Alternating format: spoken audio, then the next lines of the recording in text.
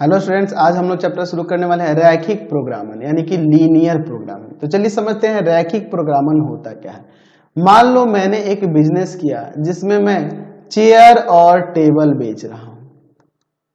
Chair और table बेच रहा हूं तो मैं बिजनेस करने के लिए यह तो सोचूंगा ना कि मैं कम से कम लागत में ज्यादा से ज्यादा लाभ प्राप्त कर सकूं। मैं कम इन्वेस्टमेंट करूं और मुझे ज्यादा प्रॉफिट हो, मुझे ये सोचना होगा। साथ ही साथ ये भी सोचना होगा कि मैं ये जो चेयर और टेबल रख रहा हूं इनकी संख्या कितनी कितनी रखूं, कौन ज्यादा रखूं कौन कम रखूं, है ना। जितना सेल हो रहा है या मुझे जिस पे जितना प्रॉफिट हो रहा है उसके हिसाब से मैं ये डिसीजन लूंगा। तो इस तरह की जो समस्या होती है इसको हम लोग कहते हैं प्रोग्रामन समस्या। प्रोग्रामन समस्या। और इन प्रोग्रामन समस्या को हम लोग रैखिक असमीकाओं के रूप में लिखकर उसे दूर करते हैं, उस समस्या को दूर करते हैं, उसका निष्कर्ष निकालते हैं, उसका हल निकालते हैं। तो रैखिक प्रोग्रामन होता क्या है? तो रैखिक प्रोग्रामन के अंदर ही हम लोग प्रोग्रामन समस्याओं को हल करते हैं। तो हम लोग पहले रैखिक प्रोग्रामन को डिफाइन कर देते हैं कि एक रैखिक प्रोग्रामन समस्या क्या होती है। तो मैं यहाँ पे लिख सकता हूं कि एक रैखिक प्रोग्रामन समस्या, एक रैखिक प्रोग्रामन समस्या, एक रैखिक प्रोग्रामन समस्या वह प्रोग्रामन समस्या है, वह प्रोग्रामन समस्या है, वह प्रोग्रामन समस्या है जिसमें कई चरों में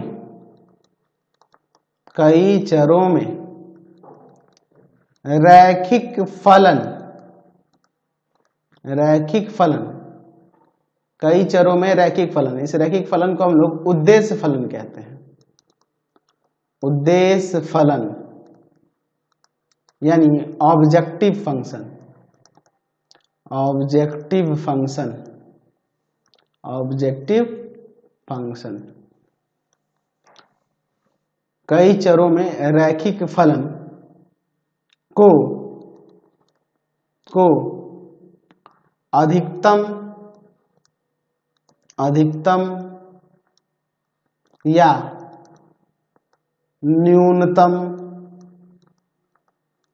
न्यूनतम करना पड़ता है जहां चर रैखिक असमीकाओं,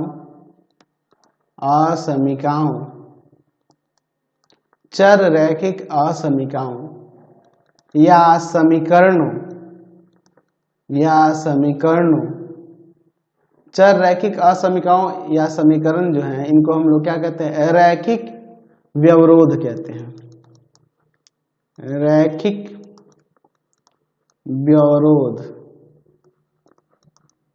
व्यवरोध यानी लीनियर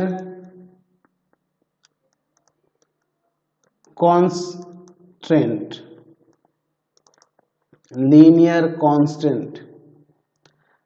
चर रैखिक असमीकाओं या समीकरणों को संतुष्ट करते हैं,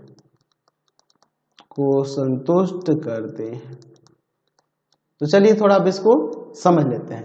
एक रैखिक प्रोग्रामन समस्या वह प्रोग्रामन समस्या है जिसमें कई चरों में रैखिक फलन, जिसे हम लोग उद्देश्य फलन कहते हैं, कई चरों में रैखिक फलन को अधिकतम या न्यूनतम करना पड़ता है जहां चर रैखिक असमीकाओं या समीकरणों को संतुष्ट करते हैं।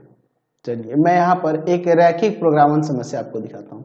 आप आगे एक्सरसाइज में देखेंगे भी कहीं लिखा होगा maximum of z equal to में 2x प्लस 3y और साथ ही साथ यहाँ लिखा होगा x plus 2y is greater than equal to 4 2x minus y is less than और equal to 2, x is greater than equal to 0 and y is greater than equal to 0। ठीक है, तो ये जो पूरा आप ये जो देख रहे हैं इसको हम लोग रैखिक प्रोग्रामन समस्या कहते हैं। अब इसमें से रैखिक फलन कौन है? तो ये जो देख रहे हैं ना, ये मैक्सिमम लगा दिए यहाँ पे, मैंने बताया था ना अधिकतम या न्यूनतम करना पड़ता है जो उद्देश्य फलन होता है उसमें। देख रहे हैं ना, ये आपका उद्देश्य फलन है। ये रैखिक फलन जो देख रहे हैं इसको हम लोग उद्देश्य फलन कहेंगे। और इसी के आगे जहां मैक्सिमम और मिनिमम लगा होगा और z equal to a x plus b y इस फॉर्म में होगा, जहां x और y क्या है यहाँ पे चर है, और आगे लिख दिया होगा न्यूनतम या महत्तम, कुछ भी लिखा होगा, महत्तम या न्यूनतम जो भी लिखा होगा, तो या अधिकतम या न्यूनतम ये भी लिख सकते हैं। तो इस तरह का जो रैखिक फलन देखेंगे इसको हम लोग उद्देश्य फलन कहते हैं। तो ये आपका उद्देश्य फलन हो गया।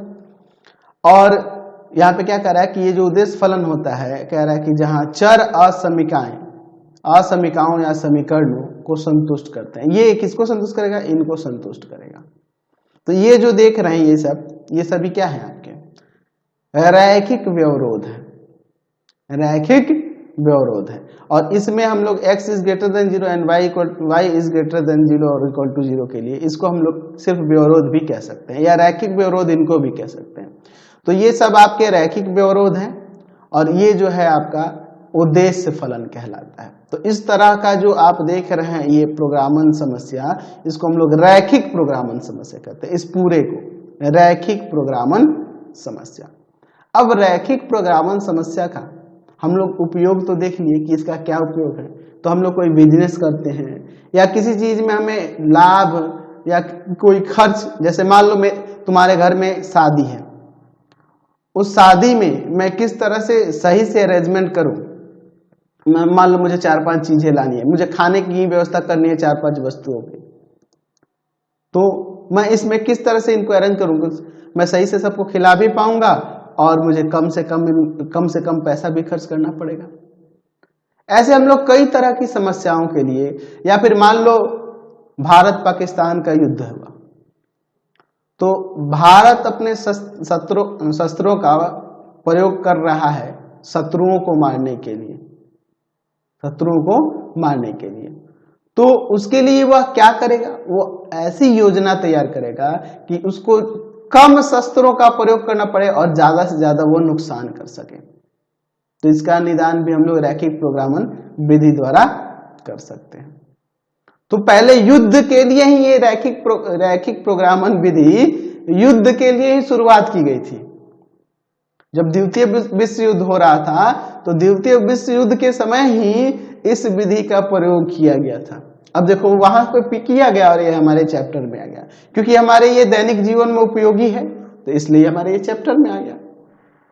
ठीक है, तो सर्वप्रथम अगर रैखिक प्रोग्रामन की बात करें तो सर्वप्रथम एक रूसी और एक अमेरिकी, रूसी गणितज्ञ और अमेरिकी अर्थशास्त्री ने सर्वप्रथम रैखिक प्रोग्रामन का शुरुआत किया था। तो जो आपके रूसी गणितज्ञ थे उनका नाम है एल कांट्रोविच,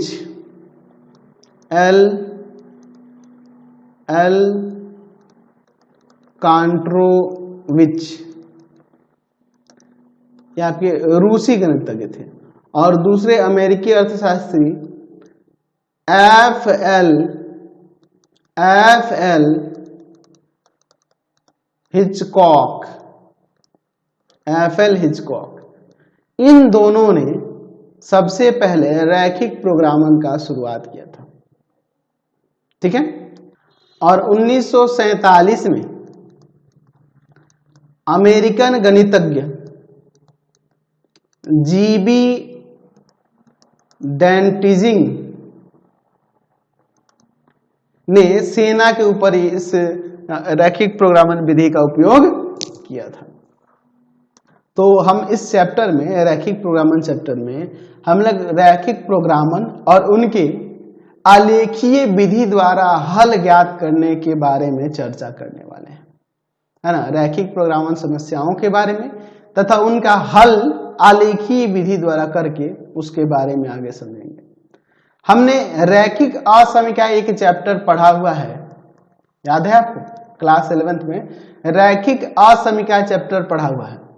वो चैप्टर आपको अच्छे से आना चाहिए, तभी आपको रैखिक प्रोग्रामर यानी लीनियर प्रोग्रामिंग चैप्टर अच्छे से समझ में आएगा। तो ऐसे तो मैं जनरली आपको समझा दूंगा कि रैखिक असमीकाओं को कैसे हम लोग आलेखीय विधि द्वारा हल करेंगे, लेकिन आपको पहले से अगर पता होगा तो और बेहतर होगा आपके लिए, ठीक है? तो ये आप ध्यान में रखेंगे। चलिए थोड़ा अब हम लोग रैखिक असमीकाएं क्या होती है उनको समझ लेते हैं। तो पहले हम लोग एक चर में रैखिक असमीका देखते हैं। एक चर में रैखिक असमीका, लीनियर इनइक्वालिटी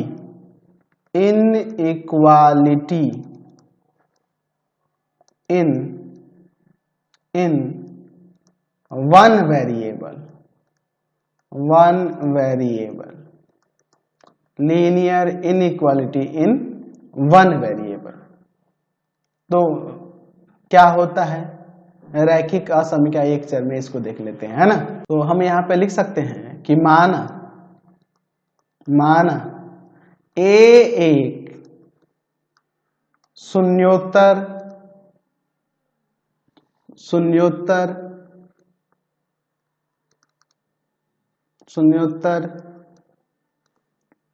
वास्तविक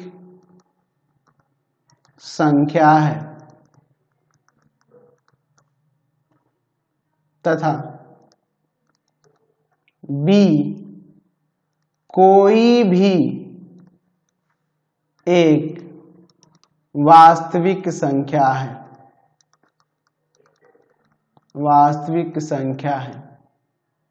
और x एक चर है। तो यहां पे हम जो लिखेंगे असमीकाएं वो आपकी रैखिक असमीका कहलाएंगी। जैसे ax plus b is less than 0, ax plus b is greater than 0, ax plus b is less than equal to 0 and ax plus b is greater than equal to 0। तो इस तरह की कोई भी जो आप असमीका देखेंगे, इस रूप की कोई भी असमीका, उसे हम लोग एक चर में एक रैखिक असमीका कहेंगे। एक चर में एक रैखिक असमीका कहेंगे। देख रहे हैं इनइक्वालिटी का साइन, ये चार साइन देख रहे हैं, बाकी सब कुछ तो वही सेम ही दिख रहा है ना जी। Less than, greater than, less than equal to, greater than equal to. तो इसमें से कोई भी अगर दे दे और इस फॉर्म में हो ax प्लस बी, कोई भी इनइक्वालिटी दे दे इक्वल टू, यहाँ लेस देन इक्वल टू या फिर ग्रेटर देन इक्वल टू, कोई भी दे दे, इस फॉर्म में रहे तो उसको हम लोग रैखिक असमीका कहेंगे एक चर में। देख लीजिए यहाँ पर x एक चर है और a और b क्या है, यहाँ पर वास्तविक संख्या है। a b रियल नंबर है, वास्तविक संख्या है, तथा a कभी भी 0 नहीं हो सकता है, क्योंकि अगर ये 0 हो गया तो ये चर गायब ही हो जाएगा। तो ध्यान में रखना है कि a b रियल नंबर होगा, लेकिन a 0 को छोड़कर कोई अदर रियल नंबर होगा, अदर वास्तविक संख्या होगी, अन्य वास्तविक संख्या होगी। तो इस फॉर्म में कोई भी अगर इक्वेशन दिया हो तो उसे एक चर में रैखिक असमीका कहते हैं। देख लीजिए यहाँ पे चर x एक है और इसका यहाँ घात 1 है, तो इसलिए इसको रैखिक और ये असमीका के रूप में है, इसलिए ये एक चर में रैखिक असमीका कहलाएगी। इस रूप में कोई भी समीकरण, यानी मान लो आपके पास 2x minus 5 is less than 0, 4x plus 7 is greater than equal to 0। तो इस तरह की कोई भी जो आप असमीका देखेंगे उसको हम लोग एक चर में रैखिक असमीका कहेंगे। समझ गए? चलिए अगला देखते हैं हम लोग, दो चरों में रैखिक असमीका लीनियर इनइक्वालिटी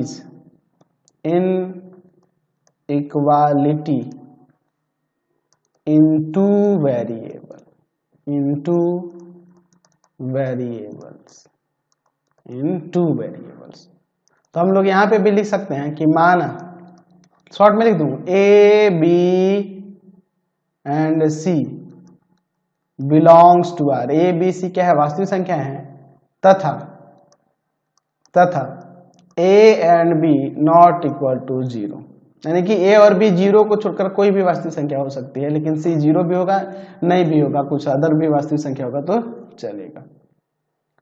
और x तथा y दो चर हैं, तो जो हम लोग यहाँ पे समीकरण लिखेंगे, जो असमीकाएं लिखेंगे, उन्हें हम लोग दो चर में रैखिक असमीकाएं कहेंगे। तो हम लोग लिख सकते हैं कि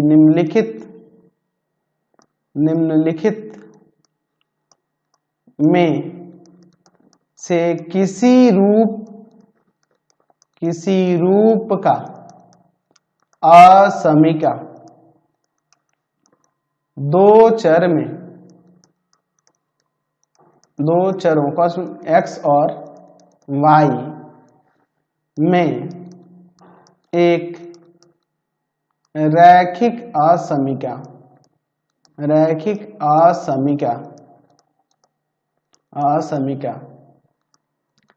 कहलाता है। जैसे यहाँ पे देखिए, हम ले रहे हैं ax plus b y is less than c, ax plus b y is greater than c, ax plus b y is less than equal to c, ax plus b y is greater than equal to C.